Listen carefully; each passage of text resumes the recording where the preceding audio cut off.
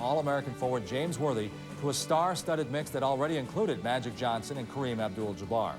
Greg Wyatt reports on how the addition of Worthy to Showtime made the Lakers a serious threat to repeat in 1983. There hasn't been a repeat champion in the NBA since Bill Russell was fly-swatting block shots as a player-coach of the Boston Celtics. That year was 1968. Now in '82, the defending NBA champion Lakers are well aware of their monumental task in this upcoming season. I hope the division has gotten better. That's going to be our first concern, is trying to win our division, because Seattle's a lot better now. As you can see, Portland is on their way. Phoenix made a good move, and they're going to be tough. So we're going to have to really be up to par and really be ready to play just in our division alone, not to mention the NBA schedule, you know. So we got a ways to go, but it's a long way to go also, so we got enough time to get it together. How much tougher is it having guys shooting at you every single night of the season? It's a challenge. I think it's something that we have to overcome. It's a professional challenge that everybody hurls at you, and we have to see if we're up to the task of meeting it. Teams are playing you very hard when they come there. No matter who you play, they're up and ready to play, and it's up to us to get our game together and execute better and come out and be ready to play too. The Lakers are the first NBA champs to get a first-round draft pick, and what a choice. The pride of Gastonia, North Carolina, James Worthy.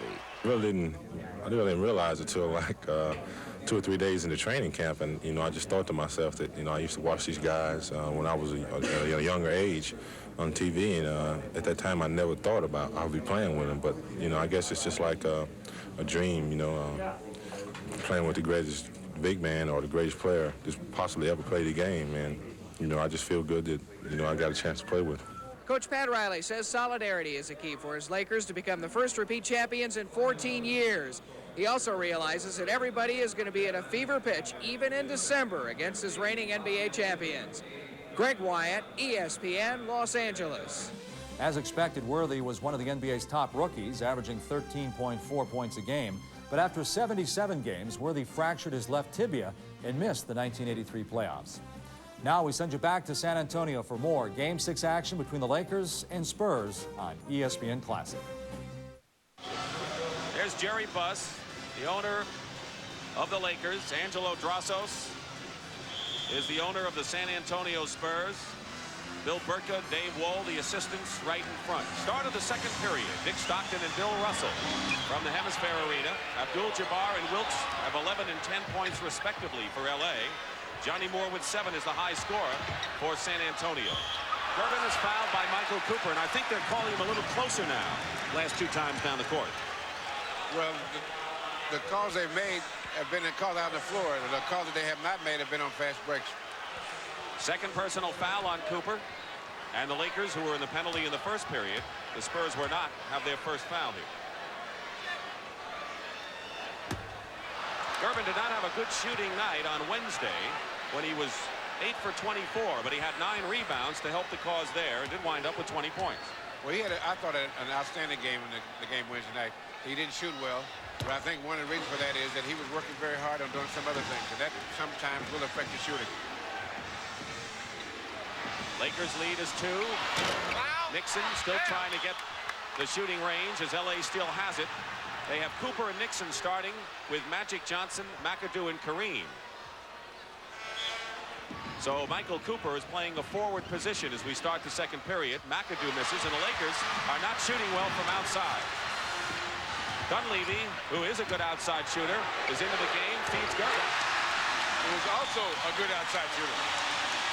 An inside shooter and medium range shooter. He's hit his last 4 as Gervin, and we have a tie at 29-29. Our third tie of this game. McAdoo is looking for Kareem. Single coverage by Gilmore, leaving Nixon open. Now that's a shot that Nixon has to have, because if he's not hitting that shot, then the Spurs will use his man to double team Kareem. And if he's lost to Jay on the jump shot, then they'll make him shoot it. I like your lingo. 2 for 6 for Nixon. He'll have to shoot Better than that, according to what Riley feels. Mike Mitchell has been shooting the eyes out of the basket all year against the Lakers. You know, Mike Mitchell thinks he's Jerry Buss because he owns the Lakers, the way he's been shooting this series. He's hit his last 4, and another 10-lock with a minute and a half expired in the second period. McAdoo passes to Kareem, who goes back to McAdoo. What a play by both McAdoo and Abdul-Jabbar, particularly the pass back by Kareem. And McAdoo knows how to move without the ball because he was a leading scorer early in his career. He knows how to get a shot off. Mitchell, watched by McAdoo. Double team. What a pass from Mitchell to Gilmore. We are seeing some exemplary passing so far in this game. And in heavy traffic. Gilmore knocks it away. Lakers still have it. And coming into the ball game for the Lakers is Kurt Rambis. And Kareem will get a rest, so Rambis will play the center position, and Kareem goes to the bench. See, now here's the pass. McAdoo, he went to shoot. Good defense, so he passed off to Kareem, and then he went to the open spot. And that's how it works. Give and go. 10 minutes. Russell, my partner, and Pat O'Brien, who has done a really sensational job at halftime throughout these playoffs, will be with us again at halftime through this one. He doesn't have a microphone right now, but when we take ours off at halftime, he'll have his on. Dick, you're much too kind. Give him credit, will you please, Russ? Hi, Mom. In Wednesday night's game, the San Antonio Guards outscored the Lakers by 15, 50-35. And so far, the Guards are doing it again for the Spurs to keep them in there at a 16-4 scoring edge. Now the other night, San Antonio scored 54 points on offensive rebounds and turnovers. Tonight, they have 12 so far. McAdoo has his shot partially blocked by Edgar Jones, and it's San Antonio ball and a chance to take their first lead since the opening seconds of the game. Dunleavy guarded by Dixon. Cooper is on Gervin. One of the best defensive players on Gervin. Dunleavy drives and draws the foul. Now what Dunleavy did was took advantage of the fact that the Lakers were trying to force him down one side, and when he did reverse, he went all the way to the basket. 3 fouls on Norm Nixon, sends him to the bench, and Jamal Wilkes comes in. You talked about how foul trouble hurts the Lakers more because of 7 men. Who are the key people that have to avoid foul trouble? Well, Magic and Cooper in particular, because they play 2 positions. And Bob McAdoo. These 3 guys play 2 positions, and so when they go out, that's like losing 2 guys. Mike Dunleavy, who will probably have surgery on an injured foot after the season, hits the free throws, and San Antonio leading 35-33, but that doesn't last long as Michael Cooper ties it up. You know, rather than keep saying what brilliant passes that Magic is making, you might just say it's another Magic pass. Mike Mitchell. And another, you could say, another Magic outside shot by Mitchell. He is uncanny. He has hit his last 5 shots, and it's 37-35 San Antonio. Laker ball, and they have 15 seconds to try a shot. And a good defensive play by George Gervin. Spurs have a lot of character. No matter what happens tonight, and they showed it in game number 5, winning at the Forum for the 2nd time in the playoffs. Rambis setting a screen for Wilkes. He uses it well. 12 points for Wilkes. He's now the high scorer in the ball game. He's shooting 6 of 9. Wilkes was 41% the first 2 games. In the last 3, he's been over 60%. Gilmore. And Edgar Jones comes out of nowhere to slam the ball up, and Magic Johnson was hit, and he is upset and shaken a little. He's all right, but he doesn't know what hit him. It was Edgar Jones. McAdoo comes back for L.A. And he got hit, too. Pretty good. He got hit on the top of the head. Edgar Jones. That's something from getting haircuts. I can tell you that when you get hit like that.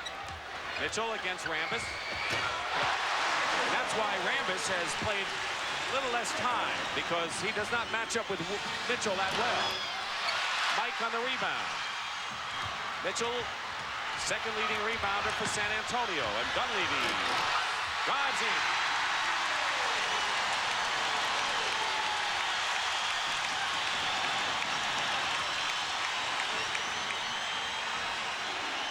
It's been close, but since the second period has started, the Spurs have had the impetus, and they've had the lead most of the way. Although McAdoo, finding the range, has hit 2 in a row to tie it up now for the 9th time in this first half. Steps called against the Spurs. He took a half a dozen that time. Here coming in for San Antonio, Gene Banks, Johnny Moore, and Billy Paul seeing his first action. 34-year-old Billy Pauls. Dolph Shays played in 15 playoffs in his career. Pauls, this is his 13th year. Rambis goes out, replaced by Kareem for the Lakers.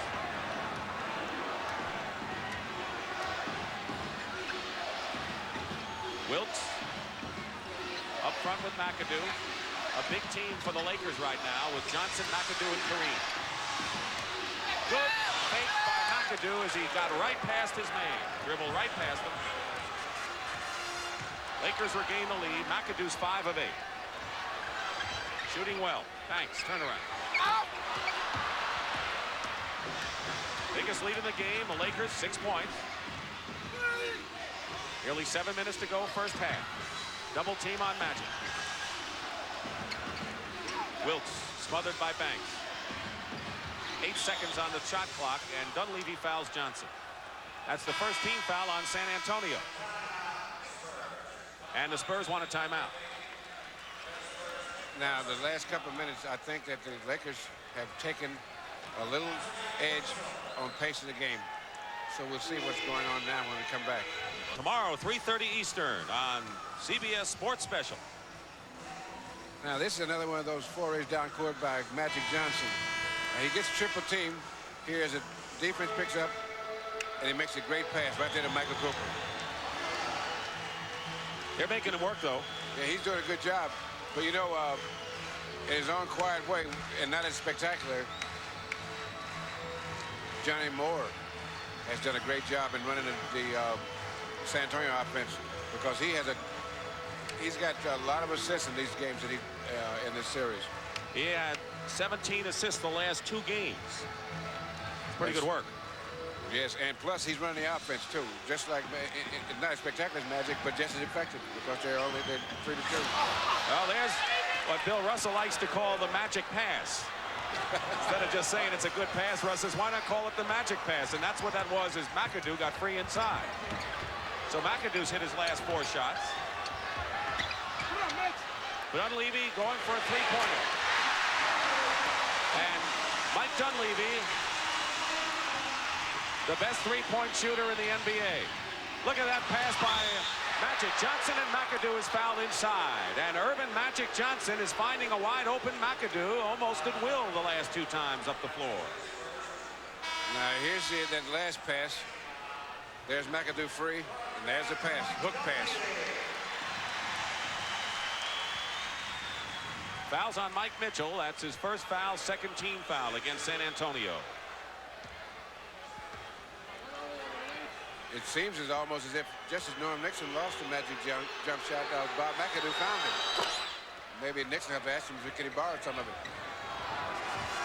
Dunleavy leaves the game after hitting a 3-pointer.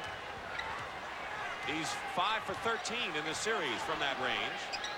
So now Gervin, Moore, Banks, Mitchell, and Pauls are the 5 in there for the Spurs. Gilmore is on the bench.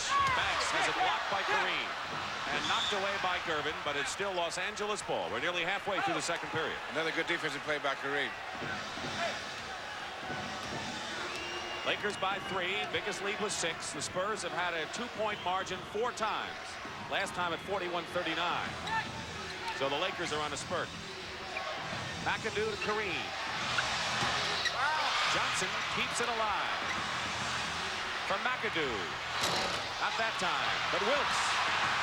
And the Lakers doing the job off the offensive glass. And Cooper puts the seal on it. Michael Cooper with 6 in the game. McAdoo has 14 to lead everybody. Wilkes has 12. Mitchell with 12 leads San Antonio. Working against McAdoo, and the foul is on Bob.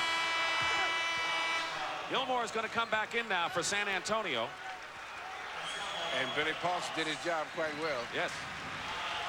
Because when you put a guy, when you go to your bench, you're looking for something just to not lose anything. If you can keep it even, pretty much even with your subs, while the big guys are getting arrested, and they've done a good job for you. Edgar Jones comes in for Mitchell, who goes out, and Mitchell is off to another fine start, has 12 points in the game. So Edgar Jones is in.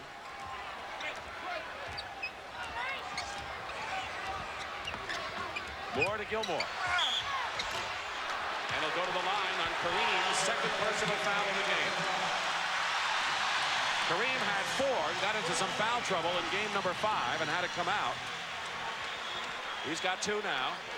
Nixon on the bench with 3 fouls for the Lakers.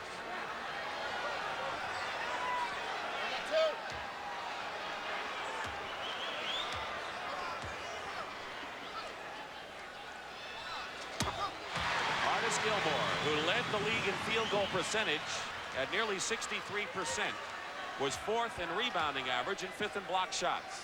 The only player in the top 5 in 3 different categories this year. He's got 8. Kareem. Magic. And that's the first basket by Magic Johnson, who has 7 assists and 7 rebounds, and he leads everyone in both categories.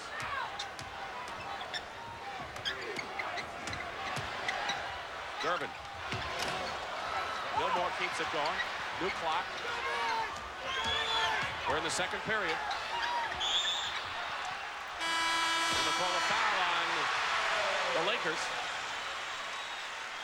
Rambis is coming back in, replacing McAdoo, who is red hot from the field. McAdoo goes out with 14 points.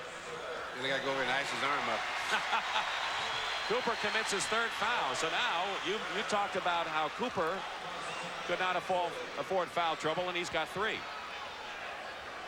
But the thing is, he's got 4 minutes to go in this half that he has to be careful and try not to pick up another one this half. If a 3 at halftime for him is okay. The Iceman is averaging 22 plus.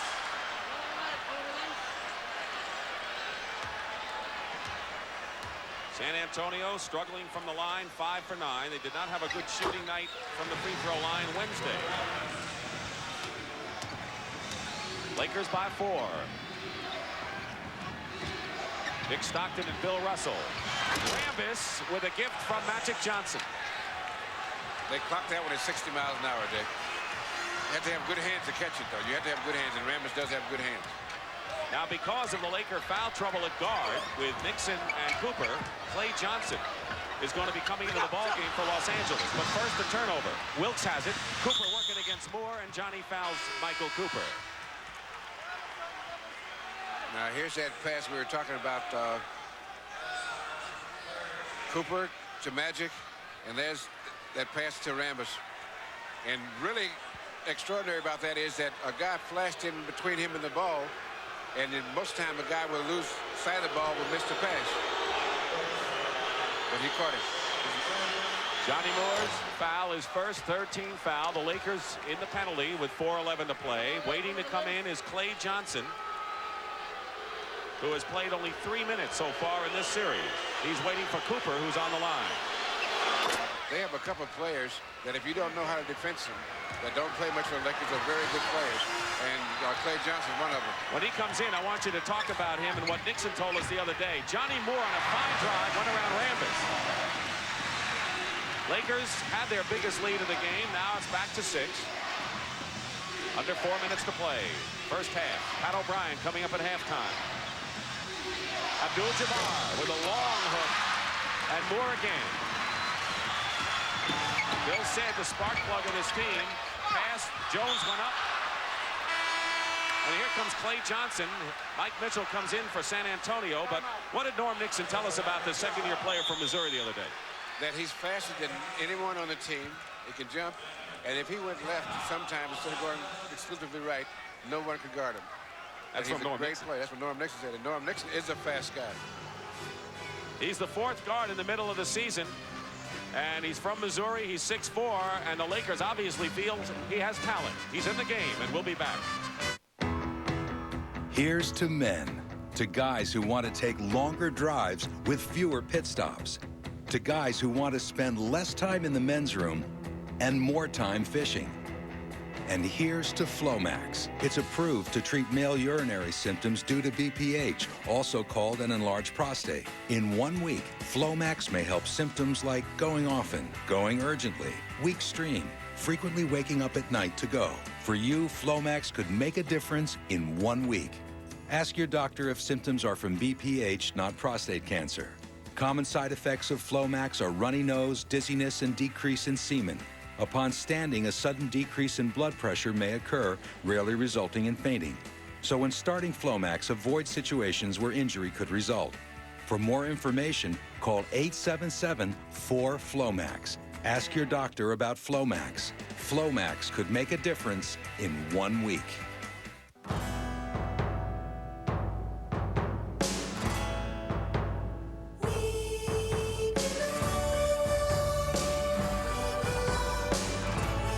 Game 6 of the Western Finals. Dick Stockton along with Bill Russell. Let's take a look at some halftime statistics. The Lakers have out-rebounded San Antonio off the offensive glass. San Antonio had a 21-13 edge Wednesday. Big change there.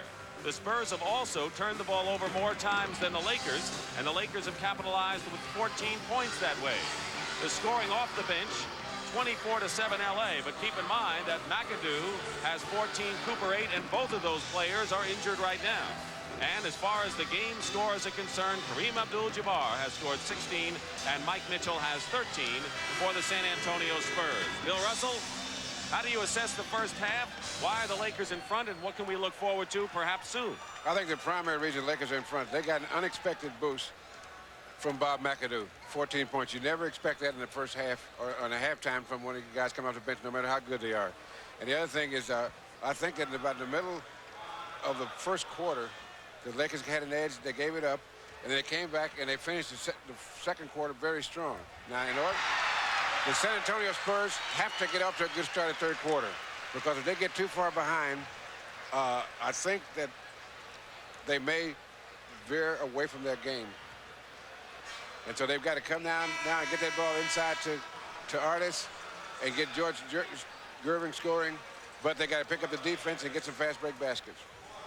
The Lakers behind Kareem and Wilkes started strong, but the Spurs behind Mitchell and Gervin rallied to tie it at 29. There were 6 more ties until the Lakers broke away from a 41-41 standoff behind McAdoo scoring and Magic's rebounding and assists. Finally, the end of the half with that spurt, as Bill talked about, and so Norman Nixon, who has 3 personal fouls and 4 points and hasn't gotten untracked in this game, will start at guard along with Magic Johnson, Kurt Rambis, Jamal Wilkes, up front with Kareem Abdul-Jabbar. There's the Iceman, George Gervin, who will inbound the ball. He's got Johnny Moore in the backcourt, Gene Banks, and Mike Mitchell up front with Artis Gilmore.